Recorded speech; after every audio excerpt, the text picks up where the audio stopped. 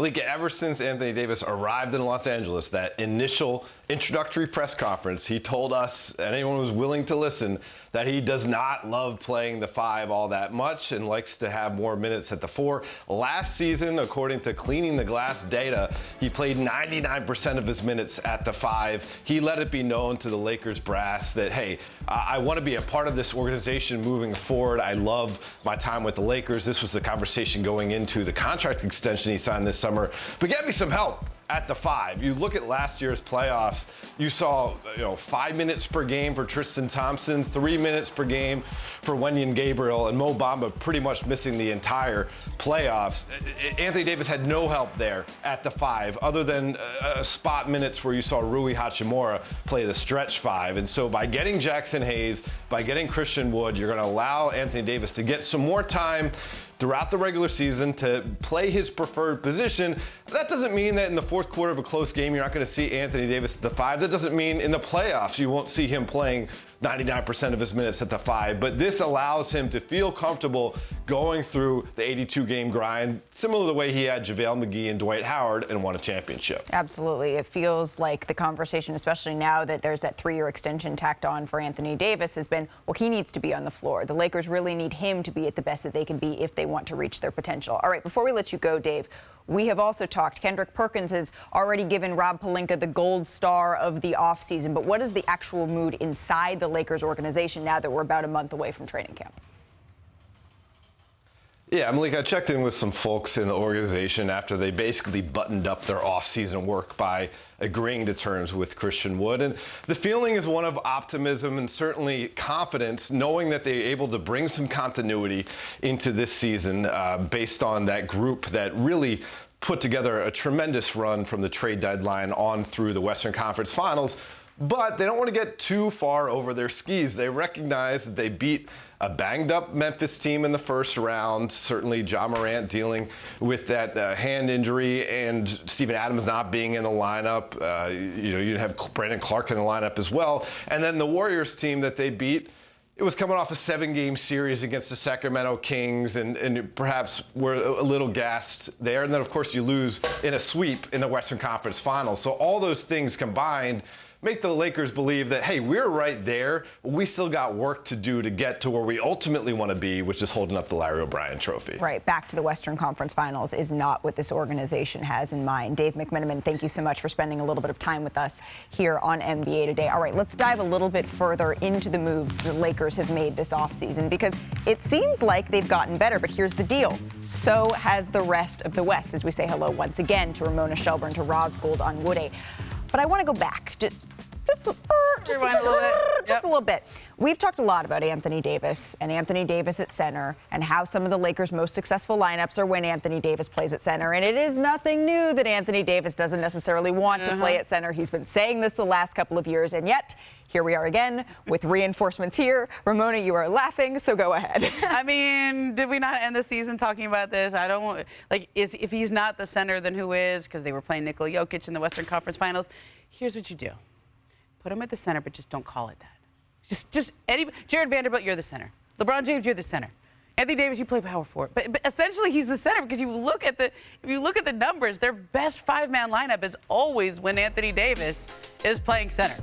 Like when you have Anthony Davis as the 5, he is dominant. That is a dominant 5-man lineup when he plays in that role. And I understand from a health perspective, maybe when you don't want to bang against Nikola Jokic or Steven Adams, but he is a Joel Embiid. But how many games a year is that? Right. I mean, they are so much better when he is in that role. So just call it something else. I've talked to coaches on their staff. Just call somebody else the center. Give him a different name. Yeah, play a little mind game with him. Yeah. Let him believe you're not the host, you're the presenter. Like that. Yeah, I could do that. Yeah, but she's hosting the show. You know, for me, the whole thing around Anthony Davis, regardless of what position he's actually playing at or what title he's being given, it is always and always has been about his availability. So this Lakers team, full stop, is going to go as far as Anthony Davis is available and also the health of LeBron James. Full stop. Then I also believe that, of course, I think Rob Pelinka in the last season and also during this offseason has done really well with the resources he has like re-bolster this roster. And a team that just went to the Western Conference Finals. But for me, and when I see teams that come back and really make a run at the title, it's always about the development of returning players. And you'll see that as a consistent theme for championship teams. So let's look at Austin Reeves, who's playing in the FIBA World Cup, representing Team USA. Huge new contract. Guys, the contract, the validation, the confidence that comes from playing on a world stage, representing USA, the experience, the maturity that comes from that. I think that is so valuable for Austin Reeves, and if it's valuable for him, it's going to be great for the Lakers. Right. I just go back to the number that Dave said. 99% of his minutes he played at center. Anthony Davis did last year. And all of that is good, well, and fine if he's also able to stay healthy. So having some reinforcements potentially helps him with that best ability, which is availability that you talked about, Roz. Okay. He said, quote, "I'm still 25. Which is like, pause for 1 second. That's incredible. And he, meaning Jaylen, will be 27 in 2 months. So we're far from perfect. We won't ever get the credit we deserve until we actually win a championship. Okay. We've been to the playoffs every single year. We've gotten better. And yes, it took some time to figure out how we can actually be as special as we can be and how we can coexist and do it together. We're going to talk about it all the time. We talk about it all the time. And we are due to get over the hump." I think that's fair to say that they are due to get over the hump. When you look at the Eastern Conference right now, Ramona, the Bucks, they're still pretty good. They're still up there. No one's counting out the Miami Heat, particularly because there's this huge Dame-sized elephant in the room. But Boston is still right there. And you're called me the presenter because Jayson Tatum is actually the host. He was sitting in this chair for a little bit, for a couple of hours yesterday. You had a chance to talk with him. What did you learn about how he is seeing this season? Well, guess what Jayson Tatum and Jaylen Brown are doing this summer? Working out together. They're here in Los Angeles, and they've been training together a lot this summer, trying to just work on their own games, but also together, because this is the team now. I mean, I think there's a period that they're all in right now, which is just sad to see Marcus Smart go. They're all getting over that. There's going to be a bit of a Celtics reunion this weekend. Marcus Smart's getting married out here in LA. They're all going to see each other. But this is a different team now. And one of the things I talked to Jayson about yesterday was with Marcus Smart's not there, point guard wise, it's probably going to be him a lot. And that's the role he played during the playoffs of distributing. He's going to be in that role. And he's also this summer been working on step-back threes because that's an area that he can work on in his game. But they look at it and they know last year was not where they want to be. They need to get over the hump, as he says. And I think they're looking very critically at the small things that they can be targeted in getting better at this summer. But aren't they a team now, Roz? They're 57-25 record last season. So they're a team. They have graduated, in my mind, to being judged in the playoffs. It's no longer the regular 100%. And I actually think it's really self-aware and mature of Jayson Tatum to sit here and say, we've got to get over the hump. And I think that's for Jayson Tatum and Jaylen Brown now lead the way, not just as being young guys that can produce stats. You know, they've got to be culture setters, too, and really set the tone. You mentioned Marcus Smart. They leaned on him to do a lot of the toughness and defensive culture setting. Even the fire of Grant Williams isn't there anymore. And no, like Jayson Tatum's not a rah-rah guy, but they've got to find ways that they're being leaned on even more beyond just the stats.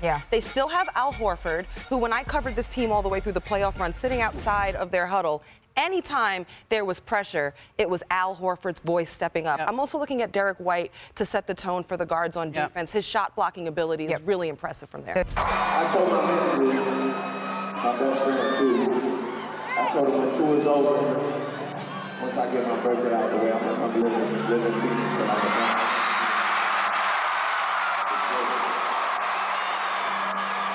Come to my brother's school, you know. You see, I got the new deep books on tonight. You see, I got